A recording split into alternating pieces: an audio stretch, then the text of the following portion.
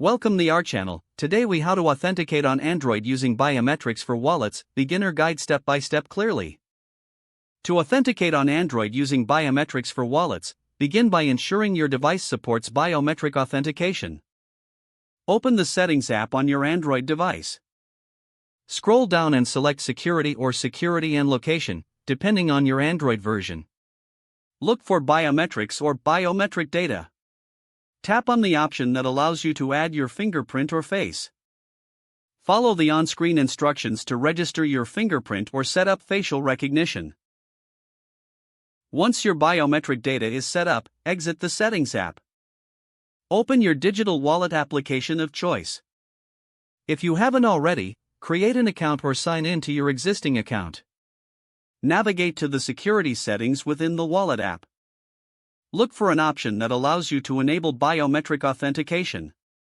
Select this option to activate biometrics for wallet transactions. You may be prompted to confirm your biometric data again for security purposes. Save your changes and exit the wallet's security settings. Now, attempt to make a transaction within the wallet app. When prompted for authentication, use your registered fingerprint or facial recognition. If successful, you'll be granted access to your wallet or complete your transaction. For added security, regularly review your biometric settings and wallet security features. You are now ready to use biometric authentication for secure wallet transactions on your Android device. If the page does not load, refresh the browser or try again in a private or incognito window. Make sure you are using the correct email address, then retype it carefully to avoid small typos. If your password is not accepted, use the reset option and create a new strong password you can remember.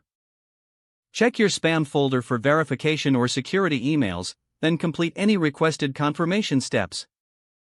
Enable two-factor authentication if available to improve account security and reduce unauthorized access risk. After signing in, review your profile details so your contact information and settings are accurate and current. If you see an error message, note it down and try again after restarting your device and internet connection.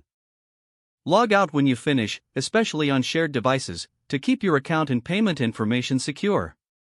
If the page does not load, refresh the browser or try again in a private or incognito window. Make sure you are using the correct email address, then retype it carefully to avoid small typos. Don't forget to like this video and subscribe to our channel for more step-by-step tech guides.